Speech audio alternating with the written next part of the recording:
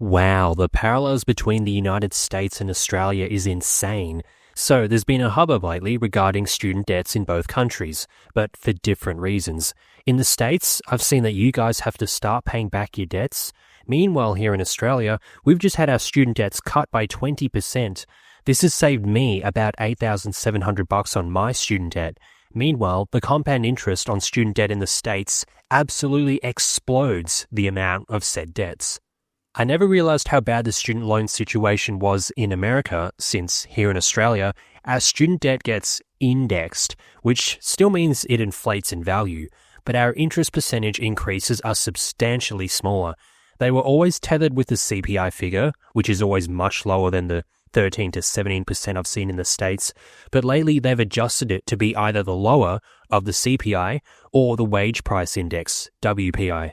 So basically, our interest rate on our student debts are much smaller than the United States. It makes the compound interest impact much less. Those who understand compound interest benefit from it. Those who fail to understand it pay for it. So this video is going to be a big yap fest on student debt stuff, as well as responding to some TikToks or whatever of others who have student debt. And then, as per my style, I'll provide my thoughts based on my own personal experience. Now, why do people have student debts? May seem like an obvious question/answer, but going over this helps lay the scene we find ourselves in here. So when you're in high school, these fees are not paid by you. They're paid by your parents or guardians or whoever.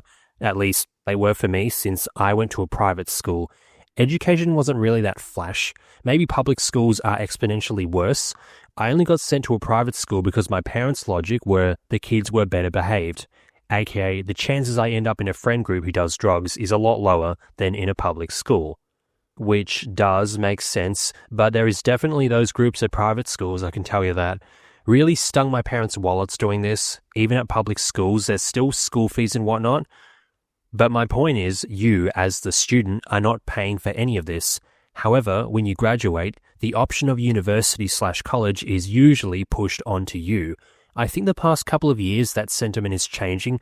People are realizing the cost of tuition is not worth it, especially when you can just go into the trades and literally get paid for your training, your apprenticeship, versus at uni, where you got to work unpaid internships just to get a chance at landing job interviews elsewhere, since you need the experience for the sake of your resume, or even just volunteering time at university clubs, which was one of my main key tidbits for getting experience without experience. But anyway, for a lot of your early career stuff for white-collar roles, there is a lot of unpaid work. Meanwhile, tradies get paid for doing their apprenticeships and also get paid for trade school days. At least that's what I gather from the other tradies I've spoken to. Even though apprenticeship wages are low, they're still higher than zero, which is what you get paid for most internships as a white-collar student. But either way, college/university is generally pushed. But at this point in your life, your parents aren't going to fund this. At least mine certainly didn't. Them paying for private school was already pushing it big time.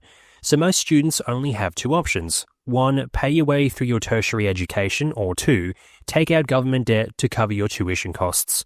Most pick the debt option, since why would I pay for this now? I'll worry about it later, which was exactly my logic. I have heard of people who were older who paid their way through uni/college, but the costs of tuition were substantially lower back then. Even with the lower wages back in the day, it was easier to pay off your annual college cost if it was $3,000 versus nowadays if it's like $10,000 plus. Since as a uni student who's only working part-time, you're not exactly going to be rolling in the cash.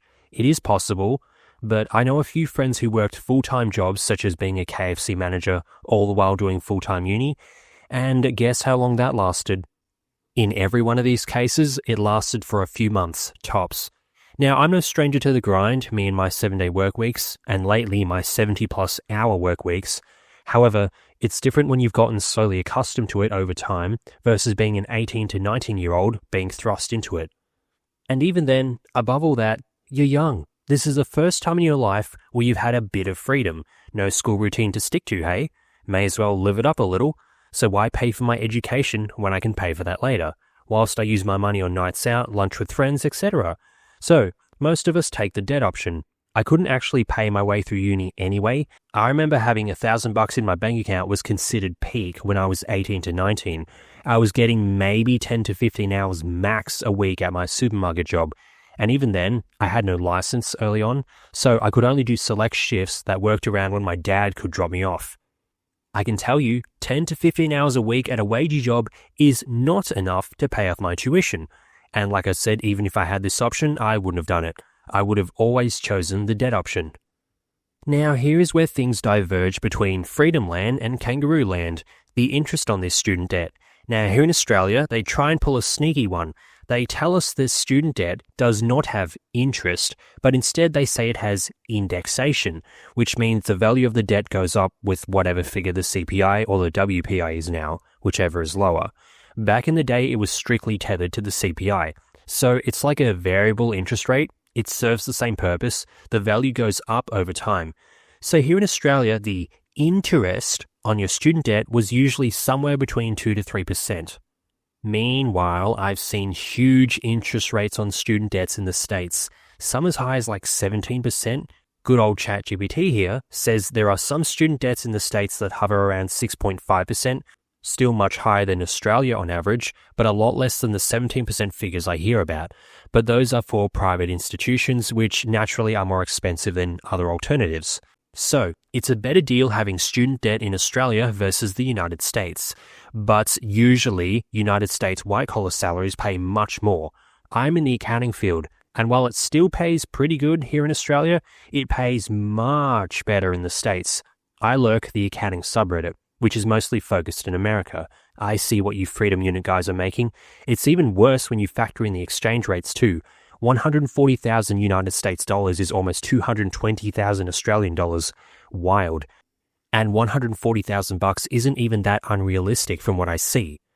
But even then, both of these countries pale in comparison to some European countries that have totally free student debt. Totally free student debt? What?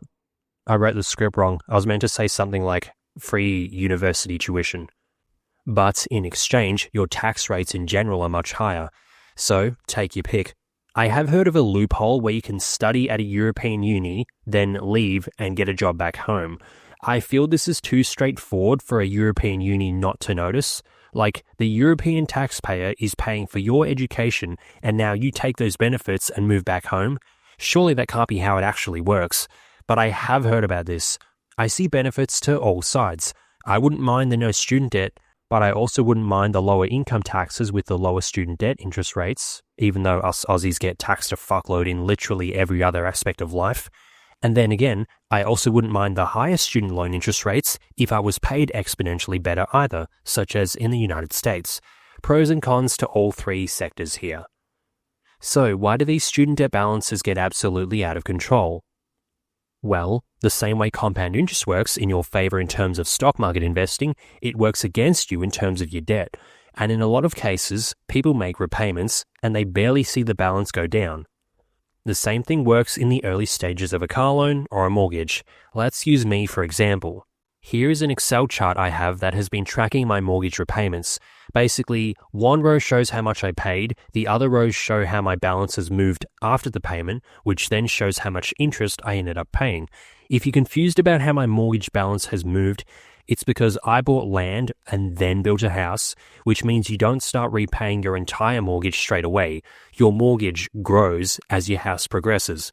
But the point is, at the time of writing this script, I have paid down $10,347 to my mortgage. Keep in mind this doesn't account for my down payment, fees involved with establishing the loan, let alone my furniture, fencing, landscaping, concreting, etc., since I only bought the base design of the house, not the extras, because buying the landscaping and whatnot with the house would have made it even more expensive, as if houses aren't expensive enough here in Australia.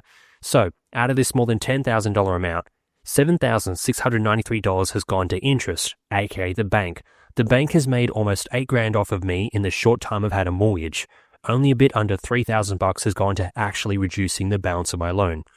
But they say rent money is dead money, hey. Well, have you heard of interest on your mortgage? That's dead money. And to make things worse, the only reason I've managed to pay back this much this early in my loan, like I've reduced the principal by this much this early, is due to having a decent chunk of money in my offset account.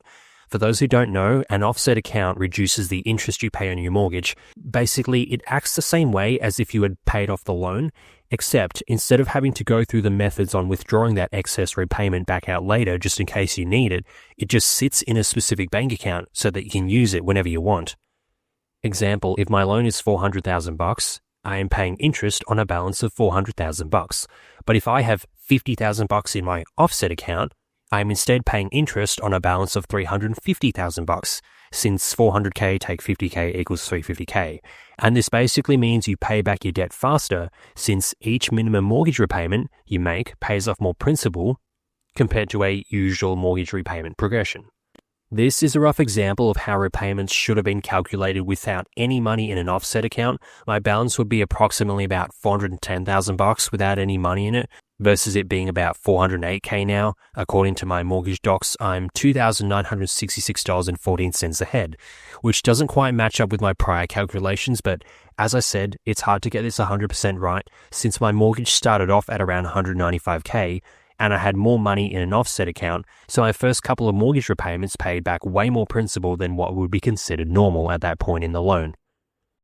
But sorry to go on a tangent about a mortgage. My point is, when you're paying back the student debt and you don't see the balance going down, this is why. Your earlier repayments mostly go to interest. This doesn't happen here much in Australia. A lot of your payment will generally pay off a good chunk of principal, providing we had a low CPI or WPI figure and the balance was small. And also, obviously, in the United States, your student debt will continue to grow if you don't make any repayments because, again, the compound interest effect will just stick to that higher principal because you haven't paid much of it off. We still do have that compound interest effect here in Australia if you don't pay it off. However, in the past, the threshold before you start making repayments to your student debt on your taxes was pretty low. So unless you racked up a student debt, then only continue to work part-time throughout your whole life, generally most of us paid off at least good chunks of our student debt.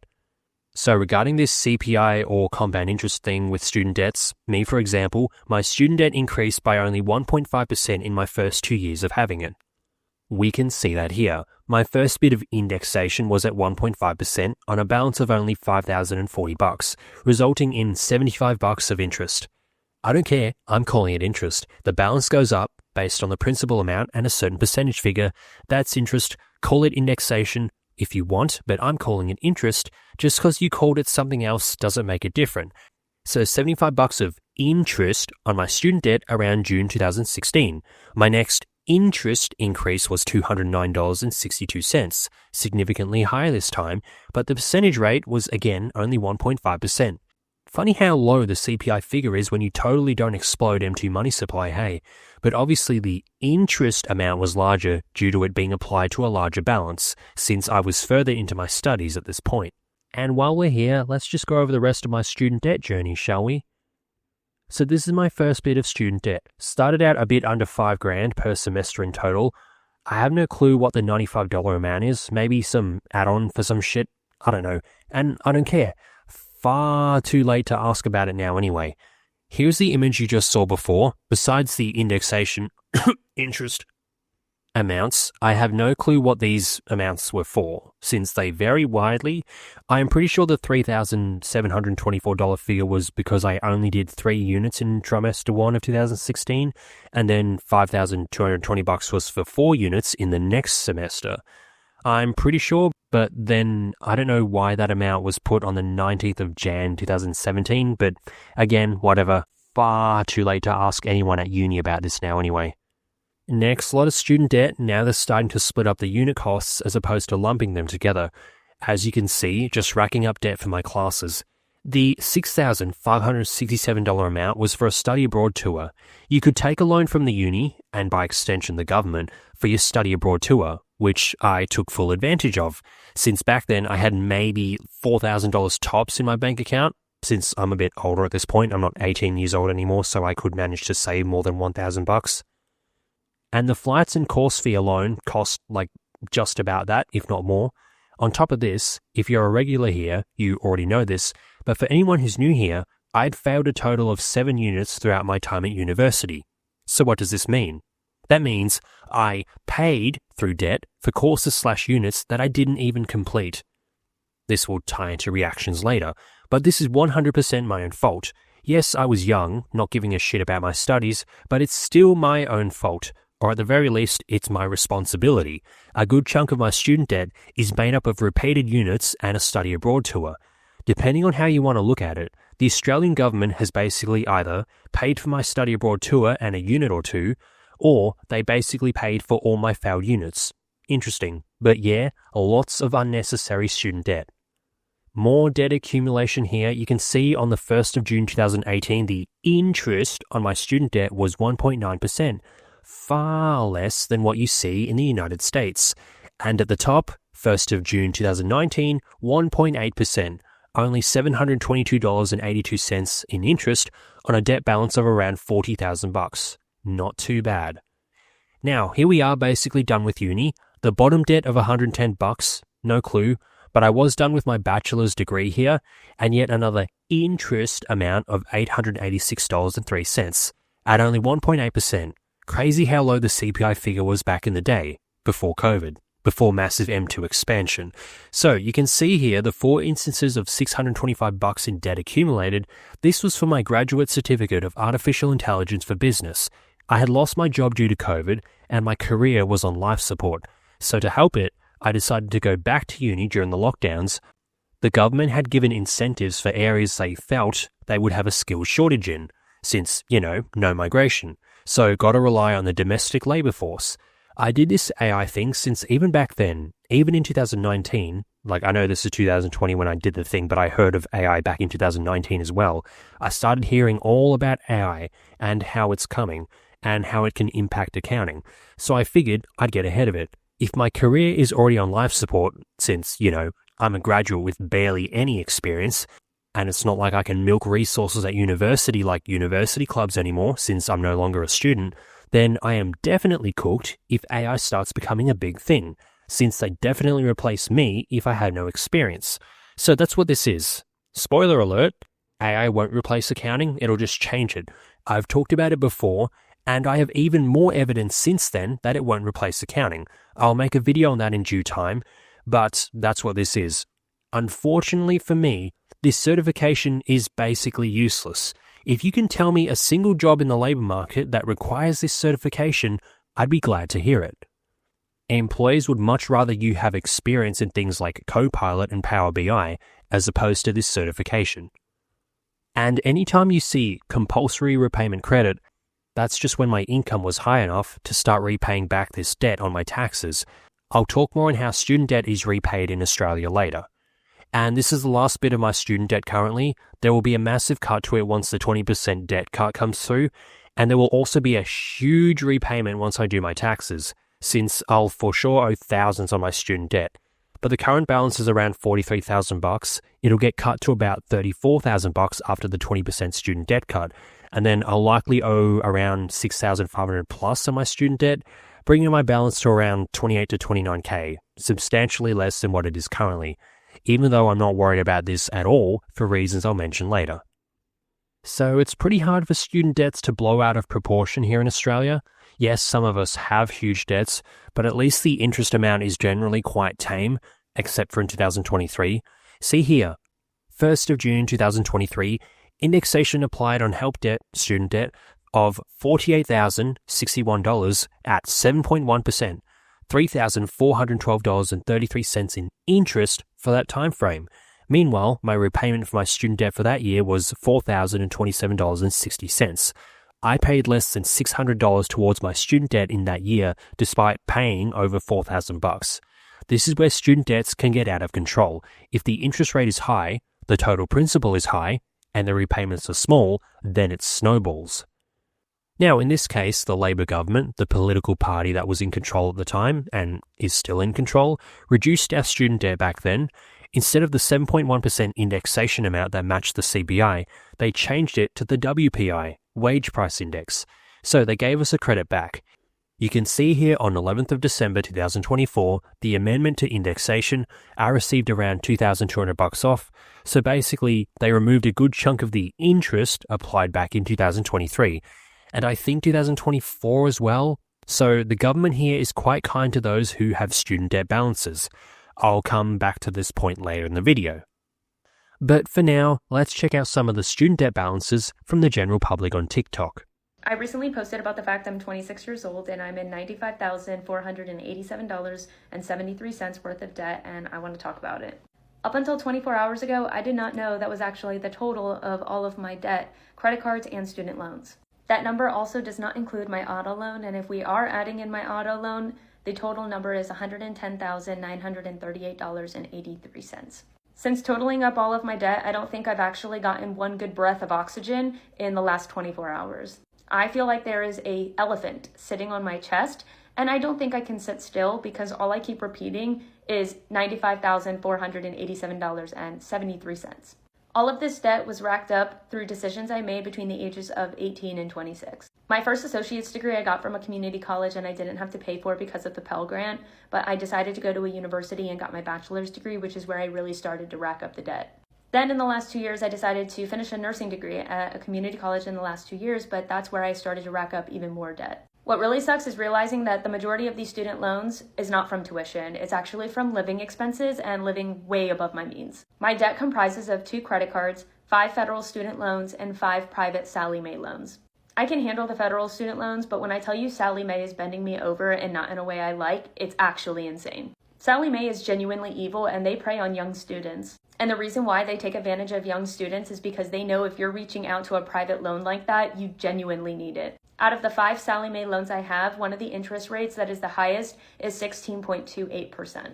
The lowest interest rate I have with Sallie Mae is 9.88%. Now, my federal student loans are between 4 and 6%, which I think is manageable. Although I had parents who would tell me what I should or shouldn't do, I never had anybody really sit me down and fully teach me financial literacy. I never had anybody sit me down and really explain to me the scope of what I was doing and what it would look like in the future when I had to pay for it. In the moment, all of the student loans just felt like fake money because they just kept coming and I just kept spending. I don't regret any of the experiences I've had between the ages of 18 and 26 or any of the things that I've done, but I do wish that I managed my finances way better than this. I think what's even more sad is a lot of these student loans were going to rent, which my rent was around $1,200 a month, and that's been consistent over the last 2-3 years. Thankfully, I do have a finance bro as a boyfriend, and he is really great at managing money and managing wealth, and so I am working with him to do a snowball effect. If I snowball all of my loans at the current rates that they are without consolidating them, I can pay all of this off by 2032.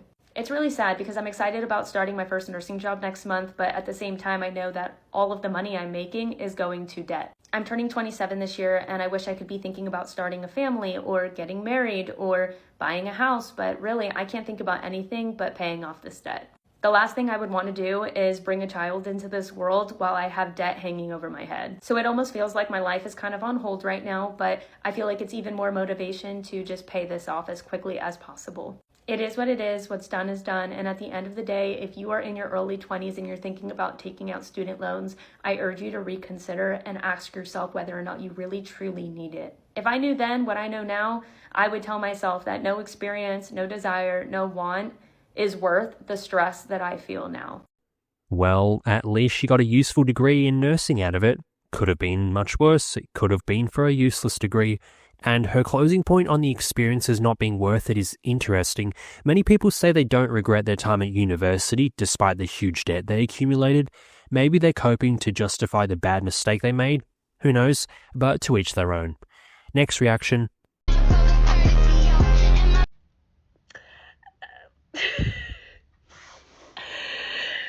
Consequences of my own actions.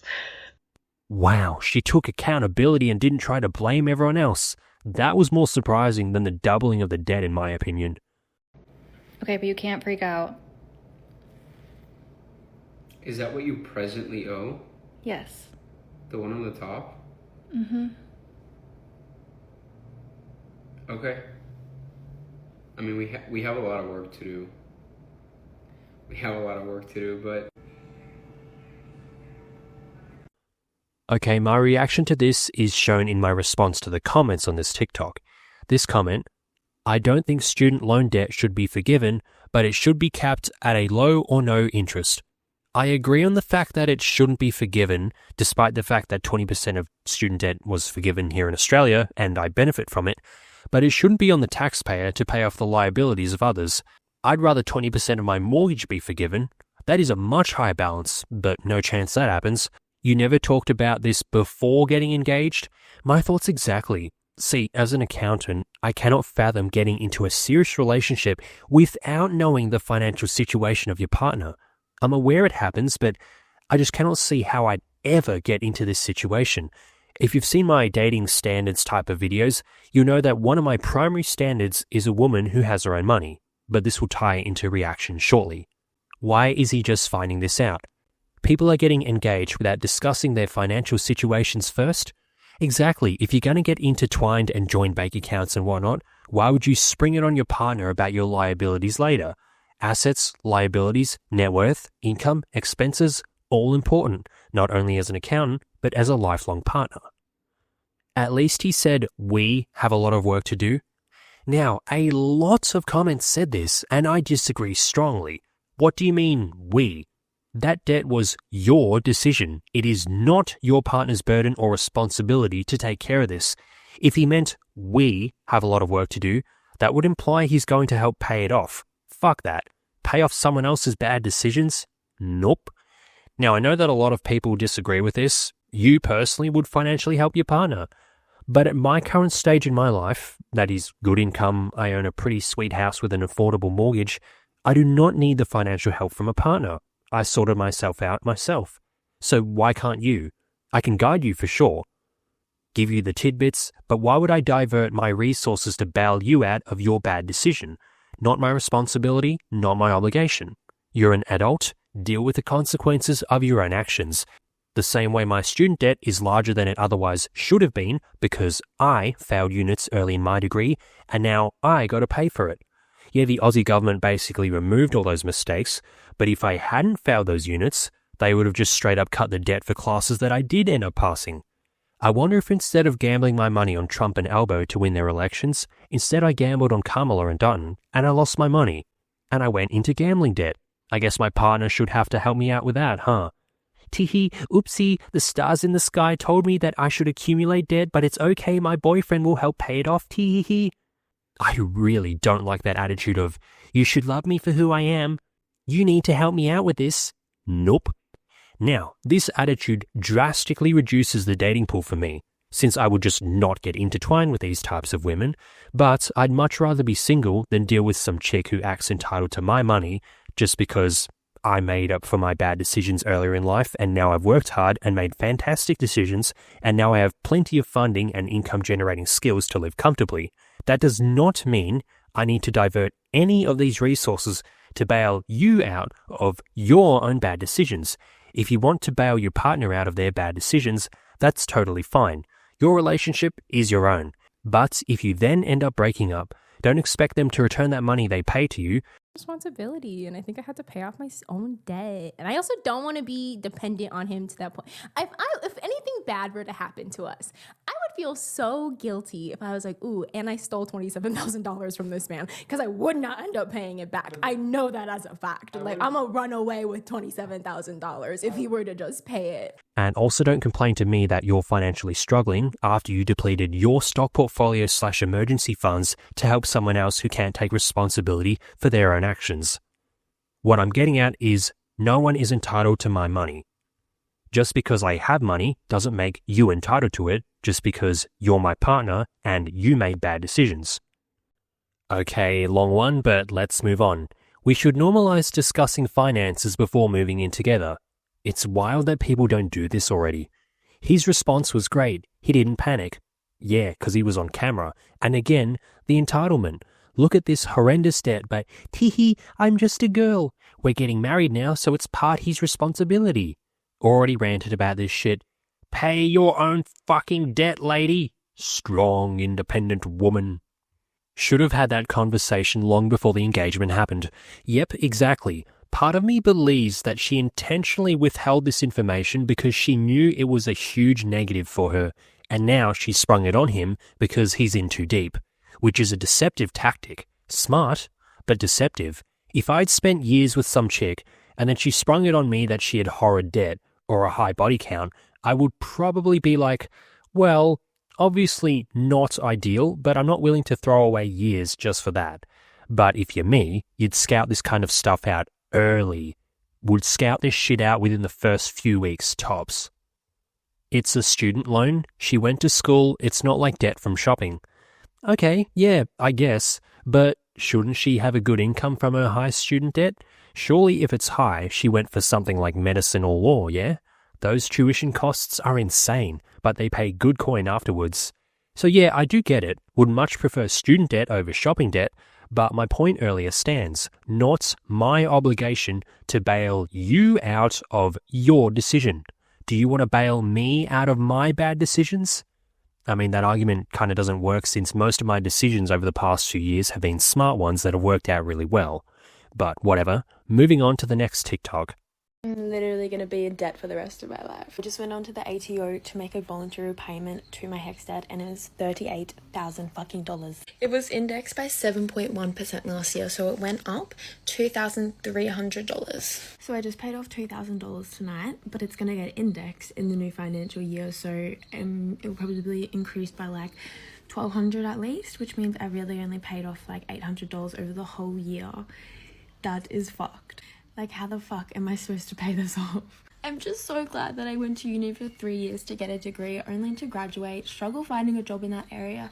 Then I finally got a job in that area, and I realized I actually don't like my job, and I don't even think I want to pursue a career in the area that I did my degree in. So I just went to uni for 3 years, and now I have a $38,000 HECS debt.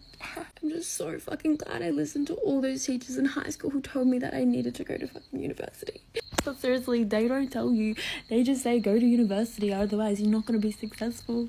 And yeah, they say it's going to cost a lot, but they don't say that it's going to keep rising every single year until you fucking pay it off. What the hell?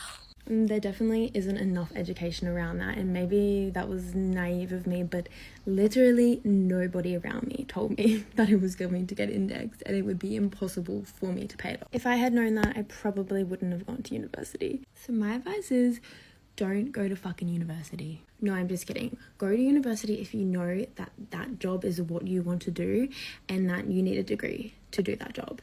Don't go to university just because your friends are going, just because your family is telling you to go, just because teachers at school are telling you that you need to go to be successful in life. Because the thing I have realized is that you do not need a fucking degree to do what you like to do things in life. Like, look at all of the people that never got a fucking university degree, never even finished high school, and they're literally running businesses. Like, in this day and age, you don't need to go to university, in my opinion, unless you're doing fucking being a doctor or a nurse or something that you obviously need it. Like, just don't do it. You'll regret it. You'll be like me, who hates their fucking job and has a $38,000 debt. She says the debt was indexed up 7.1% last year, so I think this video is a bit old now. This 7.1% figure got basically revised down. I would think maybe this video was shot somewhere between January 2024 to somewhere in the middle of 2024, since she would have known otherwise that this amount was indexed back down. But whatever, I don't care. She also mentions how the interest on the student debt is close to being higher than the payment. Yep, that's what happened with me in 2023 as well. My repayment wasn't much higher than the interest on the student debt. Debts are indexed, aka interest is applied on the 1st of June, and taxes are calculated for your personal returns as at the 30th of June. Keep this in mind for something I will mention later. But then she starts to go all doomer, wah, I went to uni, I don't want to do my job, wah. Then goes on to give some good tips for the most part, but she also mentions people who run successful businesses who didn't have degrees. Yes, correct. There are people like that out there, obviously. However, how likely is that? Not very likely. Look at this channel. This is my business. Made under $300 for the entire of 2025. My accounting office job pays me more than that in one day. Anyway, her caption here says, don't go to uni or you'll be in debt for the rest of your life, kiss. #HECS debt. What do you mean, rest of your life? Your debt is only $38,000. Have you seen some of the debts in the States? And our interest amounts here in Australia are quite low too. Here in Australia, if you make under a certain income amount, It used to be like 54 grand, but it got raised to 67 grand recently. Then you don't have to repay it. Do you plan on earning less than 67,000 bucks your whole life? Because if you do, you'll never have to pay a cent back to your student debt. However, it will accrue indexation, interest, that whole time. My student debt just makes my tax payments at the end of the financial year a lot larger than they otherwise would have been. And to me, that's a plenty worthwhile trade-off to have the job/career that I currently have. Anyway, the comments. Med, lawyer, engineer, only 3 reasons to go to uni. Good. Keep not mentioning accounting. The less attention this field gets, the less supply of accountants there will be in the following years, and when demand for accountants continues to increase, and the supply doesn't keep up, and AI hasn't replaced accountants despite what a bunch of people who don't even work in accounting think, my salary is only going to explode. So yes, keep discrediting accounting. It only helps us. Yeah, in hindsight, it's so not needed. Work experience is way more valuable. Yeah, she's mostly right here, but in my career path, a finance manager, what is the first thing they ask for in the job requirements online? It's the CPA/CA, the 2 main post-tertiary accounting qualifications here in Australia. How do you get this? You need 3 things. You need to complete the exams, you need the experience, and you need a degree, like a relevant one. So you do need the degree in my field, since you need the degree to get the CPA, and you need the CPA to get the big bucks to keep your career going. Big time scam, got 3 degrees and now looking at an apprenticeship because my degrees are basically useless. Well, should have watched my videos on how to pick a useful career then, I don't know how you managed to fuck up 3 times though, but I guess these people exist. My sister didn't even complete her prior useless degree, dropped out for a few years, and now she's back doing journalism. I told her there's no jobs in it, and she goes something like, well, I'm already enrolled, so what do you expect me to do? Drop out, you fucking retard? Some people have the snobby egos and think they know everything. Crazy how my own flesh and blood is this retarded. I say, hey, don't go swimming in those waters, I saw a shark there, and then she'd say, well, I'm already in the water, so what do you expect me to do? But whatever, not my problem, lol. If you want to give me that attitude, you can fuck up your life. Meanwhile, I'm going to enjoy my well-paying job that I like and is stable and it pays my bills. I'll unironically never stress about money ever again. People come at me like, you should have known you'd get indexed. I literally had professionals come to my high school and tell me it was interest-free. I know it is technically, like, sorry, I was 17. Yes, I get this. They do trick you into saying it doesn't accumulate interest, but it does. They just pretend it isn't using some fancy word, indexation. It's just a variable interest rate, nothing more. They use the same shit with me when I signed up to uni. Ooh, this debt is no interest. Sounds good. But you can't keep using this excuse. I was only 17, I'm just a girl, it was my star sign, it was my narcissistic ex, blah blah. I was 18, 19, 20 when I made dumb uni decisions of failing classes and not studying for them properly. Maybe I should complain to everyone else about it. Even if it wasn't your fault, it is your responsibility. Take it from me, life is much better when you just deal with things rather than complaining about it. Rather than complaining about the study requirements for my career, that being the CPA even after doing a whole ass degree, it's like I just did a degree, now you want me to do more? Instead of complaining, I just did it. And now my resume is locked and loaded for the labour market if I am ever made redundant. That is something I never have to stress about. Instead of complaining about the housing market, I busted my ass, and now I have a pretty nice house in a great suburb that is close to heaps of shit, and my mortgage repayments are also super affordable. I can literally pay off my mortgage with my part-time minimum wage job. That's how, affordable the mortgage is. Don't ever voluntarily repay it. Eventually they will legislate it away. Bro was ahead of his time. He saw the 20% cut coming in 2024. But then again, I guess he was assuming Biden's plan of forgiving student loans would happen, even though I think it got struck down in the Supreme Court. I wouldn't rely on any government to help you out though. Generally, they only do more harm than good. Yeah, the government has cut about $8,700 from my debt, but all the Aussie governments over the past several decades have combined to inflate housing prices to a point where I need to work 7 days a week for years on end to afford a house. I'd rather have a house that costs me $300,000 less versus cutting my student debt by $8,700. Yes, they helped me with my student debt, but they overall did more harm with my housing situation, and obviously the rest of Australia too. And don't even get me started on crime. I never listened to my teachers. Now I earn $120,000 a year and only work half the year. So, this is more than likely some fly-in, fly-out worker, a worker in the mines. These mining people love to talk about the fact they work half the year. However, when they are on site in the mines, they work 12-hour days, and they usually have half an hour of handover, and by the time they get back to camp, clean themselves up and get to bed, they're up again for the next shift. So they're basically doing work stuff around the clock. However, for us regular 9-to-5 folk, we work about 8 hours in the day, unless you have one of those jobs that basically forces overtime, unpaid overtime at that. So 8 hours for work, 8 hours for sleep, you still have 8 hours left. Now granted, a lot of this time gets gobbled up by chores and driving, etc., but we basically only work half the day. So us 9-to-5ers could use this same logic. My office job only makes me work half the weekdays, since I'm only there for 8 hours. Still got another 8 hours left. But maybe you're the type of person who prefers to get all your work hours done at once versus spreading them out a bit. Example, a FIFO worker will do 12-hour days, 7 days a week, 84 hours in 1 week, versus the regular workers who do their 40-ish hours in 1 week. The FIFOs are basically getting more work done in a shorter period of time. So when they have time off, it's totally off work. Meanwhile, the regular office or regular working type of people work more days, but they don't work as long, if that makes sense. So when you hear those "I only work half the year" type of people, that's what this is referring to.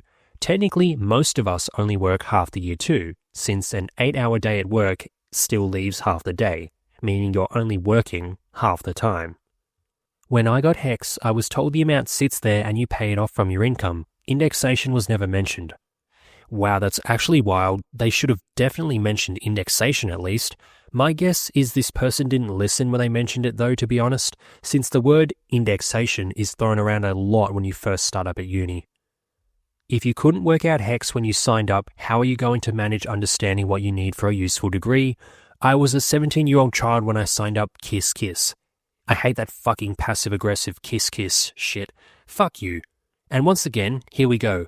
Not my problem, I was only a young'un. Yeah, the whole brain isn't fully developed until whatever age argument, I guess that kind of applies. But I met a lot of smart people when I was 17 at my high school. A handful of them knew they wanted to go down the medical path, and look at where they are now. Literally doctors. I was a dumbass for sure, but that was more so my own problem, not me being young. If age is actually a reason for your dumb decisions, then how come those 17-year-old future doctors I was in class with already knew what they wanted when they were a 17-year-old child? And how come there are still some dumb as fuck people at my age, which is 28? I still know people who can't figure out their financial shit despite being 28 years old or older, but their brain fully develops at 25, right? So if it's so fully developed by 25, why are there still so many dumbasses running around at 28 and older? And why are there still a handful of smarter younger people out there? If she wasn't 17 when she signed up, she probably would have blamed her star sign or something. Maybe blame the patriarchy too while we're at it. And last comment to react to, I was picked on by teachers for choosing a trade. Joke's on them because I make way more than a teacher. Oh my god, I literally always say I should have done a trade, haha. You earn bank and don't have a massive HECS debt. Yep, trades are finally getting the respect they deserve, slowly but surely. I fell into this line of thinking when I was younger too. I always thought tradies were paid chump change, which was wrong. The main reason is the small country town where I grew up, none of us were rich, but all the dads in the town were tradies. There were no office worker type people. So, I assume tradies don't make money. With that said, most office worker jobs were in Melbourne, which was very, very far away from where we were. So the only type of jobs around were trade-related jobs. Well, in hindsight, it turns out most of us had okay money, but there were a lot of stay-at-home mums and maybe not enough of a safety buffer before having kids, so you were usually keeping your head above water. I won't give my full childhood story since it's not relevant, but we struggled big time. Doesn't help we had a big family, didn't have any real savings when the kids were born, when I was born, and a bunch of other factors. We literally lived in a shed for most of my early years. I didn't have my own bedroom until I was 12 years old. And back to the whole becoming a tradie thing, manual labour is rough shit. I recently did 4 days of manual labour stuff for my driveway for my new house the other week. Holy shit, it was rough. I'm glad I went to uni for a useful degree. Never going to complain about my office or retail jobs ever again.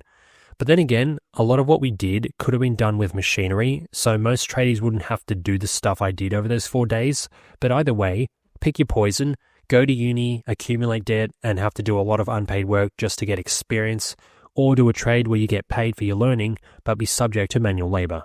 Some people like manual labor, but I'm a pussy, so I hate manual labor. So I would do more reactions, but then this video will explode in length like it's not already long enough. And although that's easy as fuck content to make, just post to TikTok and react to it, I want to make these videos in my style, which is mostly yapping, not other people yapping. So, what are my thoughts on this? In a short quick video I made recently when getting back into the YouTube grind, since I really lost motivation there for a second, I mentioned the student debt cut, and in passing I said I don't really care what your opinions on this are, and that my thoughts are this shouldn't be a thing. The taxpayer is bailing out responsibilities of others. And here is where people say, well, if you don't agree with the student debt cut, then give that money back to the government. Are you retarded? Why would I give back $8,700 when I just don't have to? I also don't agree with my tax dollars paying for the rort, that is the NDIS. So because I don't agree with that, can I have my tax money back because I don't agree with that?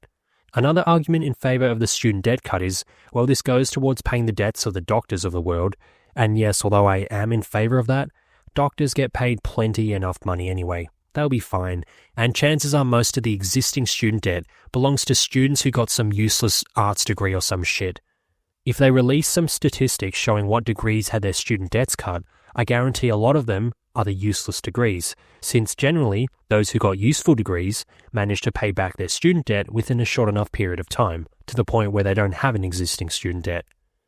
But anyway, if they never had cut my student debt, I'd still be paying it back on my taxes. I'll talk a bit later on my student debt repayment strategy, but there's a reason why I don't make any extra repayments, despite the fact that this debt does incur interest. So my politics on this is, it shouldn't be a thing. Imagine the government forgave part of people's mortgages. That would drive those without mortgages insane.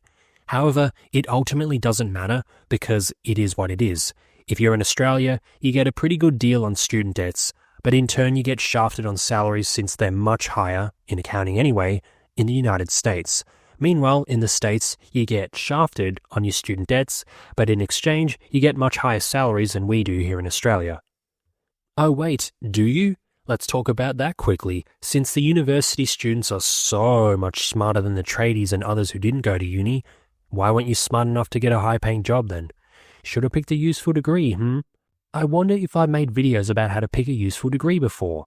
I'm teaching you for free what some career counselors would charge you for, and even then, a lot of the times they're financially incentivized to push you towards uni. They'd get like kickbacks for a certain number of student enrollments or something. So you're welcome for my unbiased take. Now, I'm here being smug because my university degree worked out well. Only because I didn't use my age as an excuse, I used my brain and figured out that my initial major of economics wasn't anywhere near as useful as a degree in accounting, so I switched majors partway through my degree. Economics can be useful, just not in my area since it's not a capital city. So there's no economist or other finance type jobs around. So, easy for me to talk shit, right? Well, not quite. I have 5 educational qualifications that I will go over, and let's see if they were all useful and earn me money. First off, my bachelor's degree in accounting, tick, useful, cost somewhere, between 40 to 50 grand all up. It's normally cheaper, but I had my study abroad loan and failed units that I had to pay for twice. But maybe it costs this much these days with the way unis are inflating degree costs. Next, the Graduate Certificate of Artificial Intelligence for Business only added $2,500 to my student debt. Useless. If you can tell me what job this can give me in the labor market, I'd like to hear it. There's no real accounting/AI hybrid type roles. There's some that involve some AI, but that'd be more so just upskilling an already existing accountant into some Power BI stuff. Useless certification. $2,500 a debt for essentially not much. I still add it to my resume, but it's really not that beneficial. Next up, a tax-specific unit. This one I paid $1,650 in cash. The reason I started this was so I could have some unique tax information that most other grads do not have, since most grads either flat out stop studying for now, fair enough, primary school to high school to uni was a long enough slog, or they did the CPA. Unfortunately for me, I stopped doing this since CPA was way more important, and the return on investment on going back to this tax thing and finishing it is not even remotely worth it. Also, I literally can't be fucked. I have basically 3 degrees, no more please. So yeah, this one tax unit out of like 5 or 6 in this course, not useful at all. Big waste of effort and $1,650. Next, CPA. My work paid for most of this, however I had to pay for the 2 times I flunked one of the hard subjects, which is fair enough. I only cost about $2,600-ish out of my own pocket for this, and this is by far my most useful certification/degree. However, you cannot get your CPA without the bachelor degree, so they're both useful. And lastly, I have a Cert 4 in fitness, needed to become a personal trainer in the gym, but not needed to be an online fitness influencer. My original idea was to be a personal trainer on the side, like weekends or something, instead of my supermarket job. However, being a personal trainer is way too inconsistent and volatile for my liking, so that's why I'm still at the supermarket job instead of doing personal trainer stuff. This cost me about $5,000 out of my own pocket. Another useless certification for me. So, lots of out-of-pocket spending and debt involved with my educational qualifications, and only 2 of them are useful. So, should the taxpayer have to bail me out of my failed decisions? Nope. Does the taxpayer bail out failed businesses? Well, if they're large banks, then yes, but any other business, no. Just because your original idea didn't pan out doesn't mean others are responsible for bailing you out. Most of us never had a clear path. I can't tell you the amount of friends and acquaintances I've met over the years who never had a clear path. Whether that be failing university units, putting you a few years behind where your standard career progression would be, like me, or people who do a couple of years at uni, then decide that the degree they're pursuing is not what they wanted to do, or those who change trade pathways, such as being an electrician for a couple of years, then switching over to plumbing, redoing their whole apprenticeship, or those who had a good career but left it for their own business, that paid substantially less but now they're overall happier, so now they're technically not making as much as they should be for their age. And don't even get me started on those people who've had their lives uprooted by age 32 due to a divorce, and now the child support/alimony payments absolutely gut their income. So their $120,000 income may as well be an $80,000 income, or even less in some cases. Fuck that. So, barely any of us have a clear straight path in life, and just because your decision didn't work out as originally planned, doesn't mean others need to bail you out of your bad decisions. Anyone want to bail me out of my YouTube decision? Lost thousands on this channel, let alone the time spent. If I take into account all that extra time that could have been spent working an actual job a bit more, I could have easily had an extra $70,000 over the years, maybe more. My mortgage could have been lower than $340,000 right now versus the $410-ish thousand it is now. Anyone want to bail me out of that decision? No? Why? Because it's not your obligation to do so. My decision didn't quite work out as planned. That's fine. Well, it's not really fine, but I guess whatever it is fine, I guess. Most people experience failed decisions, but that is your responsibility to now amend that, not others. So, third last bit before I end this video, let's go over student debt repayments and tax implications. In the United States, it seems your student debt repayments are made monthly. Here in Australia, they're made annually. So when you have a student debt in Australia, the mandatory repayment is made when you do your tax return. Once you've worked out your taxable income, which is your assessable income minus allowable deductions, this taxable income amount then determines how much you owe back on your student debt. In this instance, if you make $120,000 as your taxable income, $53,000 of that is over the $67,000 threshold. So 15% of this excess amount is $7,950. So on top of whatever you owe for Medicare levy, which is our payment to the healthcare system here in Australia, and whatever else you owe, this $7,950 will be tacked on top of what you owe. Last year, I owed about $7,600-ish to the tax office, and about $5,100 of this was for my student debt repayment. If you are owed a refund, I would imagine the tax office just reduces this refund by the amount of student debt you owe. So that's how we repay student debts here in Australia. It helps for cash flow not having a payment come out of our bank accounts each month. You can, of course, make voluntary repayments, but I'll talk about why I do not do this shortly. Now, when you have a student debt, what you are meant to do is disclose this to your payroll team at work, as well as mentioning it on the tax office website. What this then does is takes out a bit of extra money per payslip as a sort of repayment for your student debt. However, It just basically gobbles up the tax you pay in anticipation of what you owe in student debt. Here, for instance, you can see an Excel doc that tracks my payslips. You'll note the STSL red section. This is extra tax paid for my student debt. But this tax payment does not directly go to my student debt. It just goes to my overall tax paid for the year. Then any refund/payment owed is calculated once you do your tax return. You'll note it stopped partway through the year. The reason is I told my payroll team that I had paid off my student debt, as well as unticking the box in my profile in the tax system, which is a lie. So basically, I sort of lied to the tax system. I still have student debt, but it's not like something they're going to take you to court for, right? Like, you won't get in trouble for doing this is what I'm saying. Now, the reason this is a good idea, what I just did, even if you have a student debt, you tell them you don't have a student debt, and the reason this is a good idea is because of the timing between indexation on your student debt interest and when your tax return is completed. So, your indexation is applied at the 1st of June, whereas your tax return is done, as at your income/deductions, as of the 30th of June. So your interest on your student debt goes up before the taxes you paid are applied. Basically, the extra tax you pay throughout the year for ticking, yes, I have a student debt, on your payroll/tax profile in the tax office system doesn't actually go to repaying your student debt before the interest is accumulated.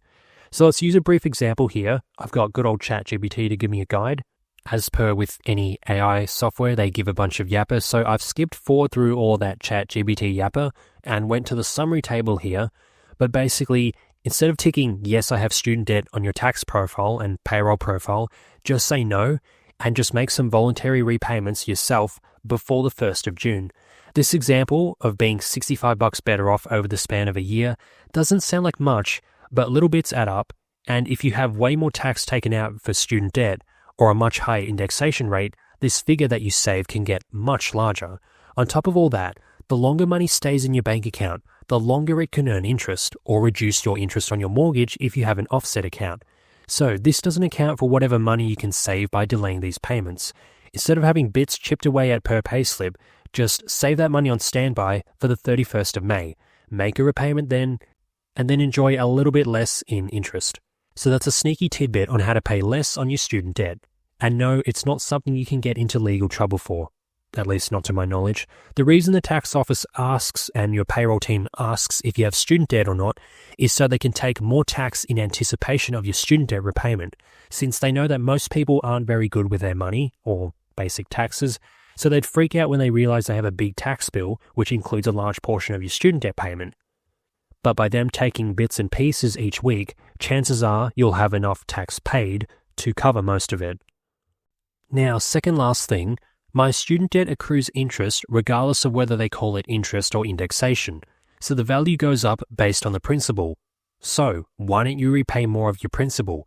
You're making the minimum repayments required, but you can pay back more of this and lower the balance, and thus lowering the interest amount that it goes up by each year. So why aren't you doing this? Well, because the interest rate amounts are so much lower than what I can get elsewhere. At worst, they'll likely be around 3% for the coming years, depending on what the CPI/WPI figures are. However, it's unlikely they'd be anywhere near 5%. Meanwhile, I can reduce the interest on my mortgage by 5.24% currently by having money parked in the offset account, or I could invest that money into some stock that goes up by more than 3%. So basically, because the interest percentage on student debt is so much lower here in Australia, you'd literally make better returns on your money parking it elsewhere versus paying off this debt. And lastly, the impact on your ability to borrow. If you have debt, it makes it harder to buy a house, right? So if you pay off this debt, yes, you have less cash for a down payment on a house, but now you also have the ability to borrow more, which in a lot of cases allows you to buy more expensive houses, even if it means more debt. Example, if you pay off a $20,000 debt, you now have $20,000 less for a down payment, but now as a result of getting rid of that debt, the bank allows you to borrow $70,000 more. That $50,000 difference may make or break your ability to get a property you want. Now, I already have a house, but even if I didn't, I would still not repay the student debt any faster than I have to. Why? Because here in Australia, there are some banks that don't consider your student debt for your debt-to-income ratio, And even then, they don't consider your entire debt value for loan serviceability. They just consider the repayments, which, as mentioned in this video, are generally quite low. So my student debt does make a small impact in my ability to borrow. However, since my down payment was so large and I was able to borrow more than enough, this has not impacted me. It may impact me if I decide to buy a second property. However, by the time I am financially comfortable enough to consider that, because I really don't want to over leverage myself or anything, I'd rather just sit for a couple extra years, gather up a big stockpile of cash and then jump back into it. Yeah, I know properties only go up over time generally, but there are spots where properties just stay stagnant for a bit. So there's no real need to rush. It's like stocks, right?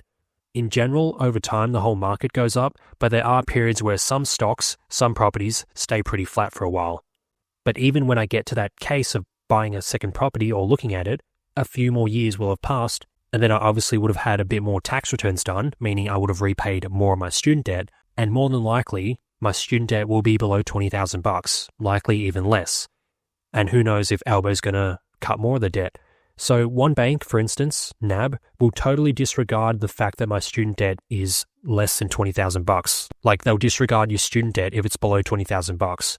So there's yet another reason to make the bare minimum repayments. And they're also not the only bank.